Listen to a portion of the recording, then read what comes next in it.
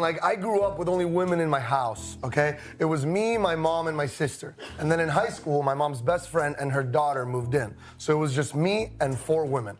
And when that happens to you, Colin, when it's just you and 4 women, you have no choice. But to become the man of the house. Wrong. To become a woman.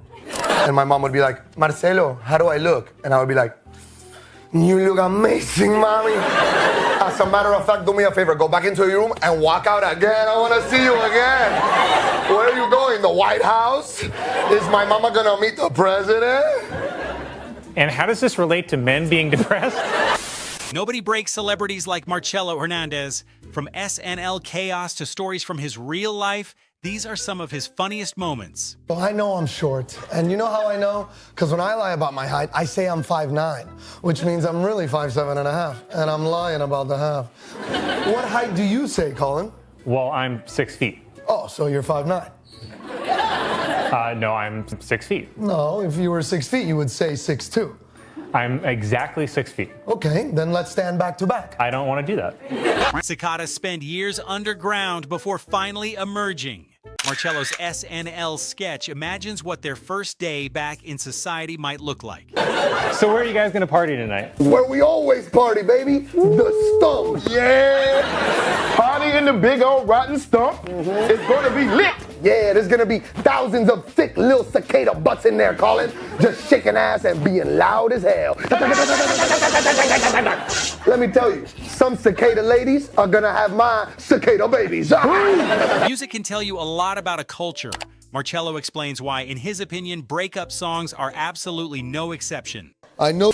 Every comedian has their own way of ending a show. Marcello's method: get the entire room on their feet.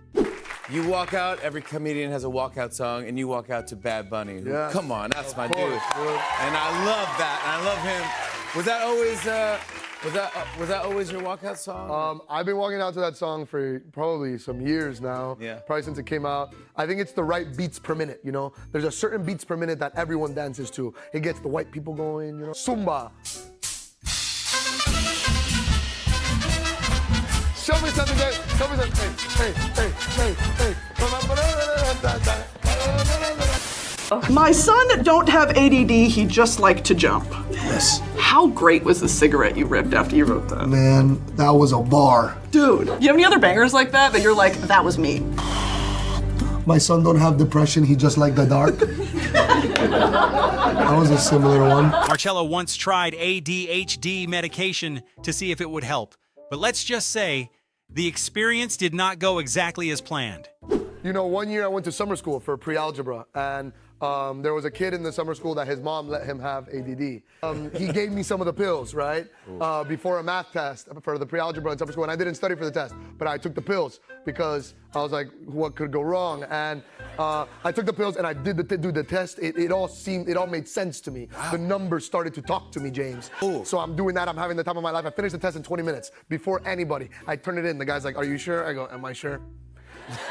I turn it in, I give him the test. He goes, I'll just grade it right now. I go, great, do whatever you want, do whatever you want. So he grades the test and he gave it to me before we left and I got a 0. The Brazilian wax, there's nothing Brazilian about this. They put the word Brazil there so that you think it's a tropical experience, but it is not. I have been there in my soccer cleats. And then a little goblin comes through some curtains. And she goes, and she puts honey and duct tape on your mom. And she goes, I'm gonna count to 3, okay? 1, 2! And then she holds it up like the head of a soldier that she just killed. And when they rip it off, women do not scream and they do not cry. They are too hardcore to do something so weak. They rip it off and they just talk. They rip it off and then she goes, my son is in the 3rd grade. Timothée Chalamet and Marcello. Before joining SNL, Marcello spent years grinding through stand-up, and at one point, even selling tickets on the street was part of the job. Before you got on Saturday Night Live, we were talking, you did stand-up. We were talking backstage how you used to go on the street and try to sell tickets to come to your shows. Dude, yeah, I did that for like 3 years. I sold tickets on the street. And it's a hard job because I sold tickets next to drug dealers. And no matter what I'm selling, they have a better product. Like, I'd be like, comedy show, and the guy next to me is like, and I have cocaine, so. What do you want to do? You want to go to the show or you want to be the show? Which one? My parents are both immigrants, and they both speak English, but different levels of English. I brought my dad to SNL recently, and all the writers were like, "It's so nice to meet you. It's very nice to meet you." And my dad's response was, "Me too." My mom is much better at English. She's kind of a philosopher. She has the most interesting questions. One day at dinner, she asked me, she looks at me and she goes, "Marcelo, what's the difference between a butt dial and a booty call?"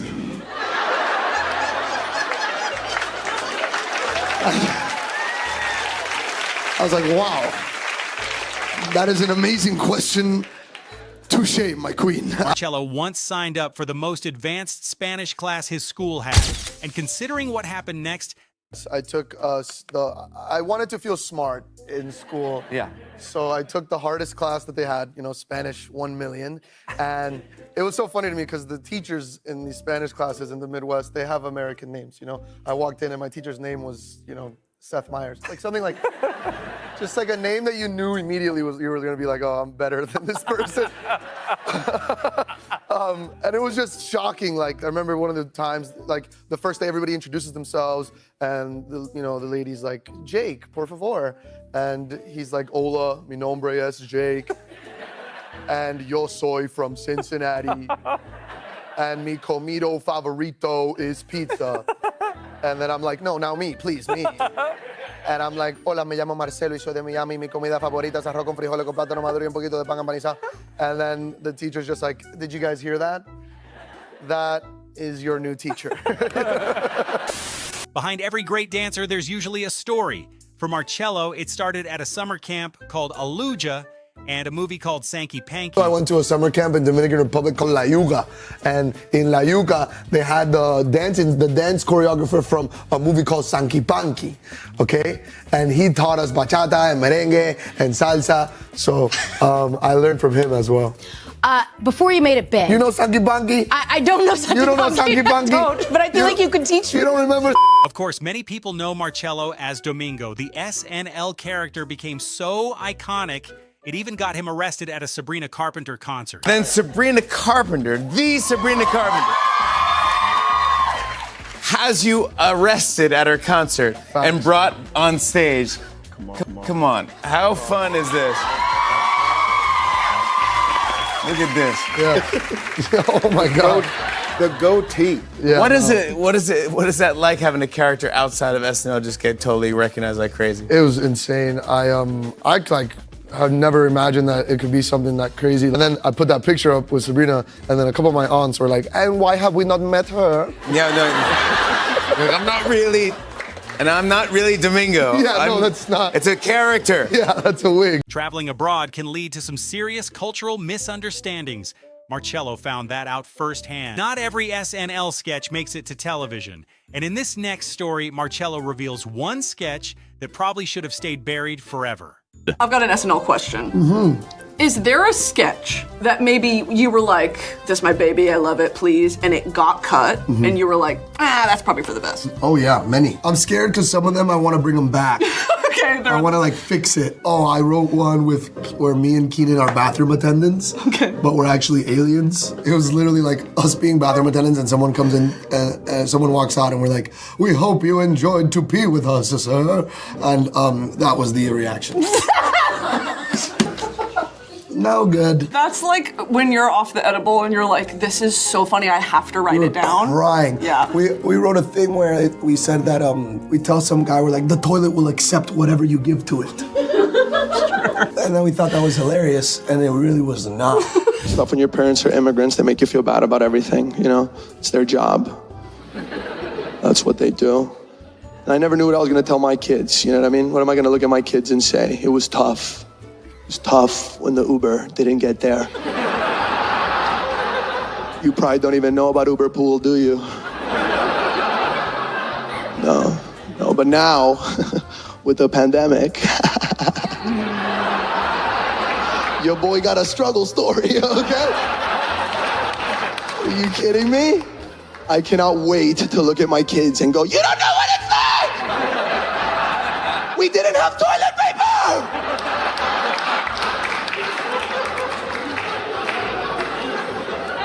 And I'll lie, you know what I mean? I'll lie. My parents probably lied to me, you know? I'll lie, I'll tell my kids, I'll be like, you know, the pandemic was from when I was 3 years old to when I was 25 years old. Then one day, you know, your kid will look at you and he'll go, Papi, I don't like the taste of the soup that you make for me. I can't wait to look at my son in the eyes and go, oh yeah? Well, I couldn't taste for 22 years.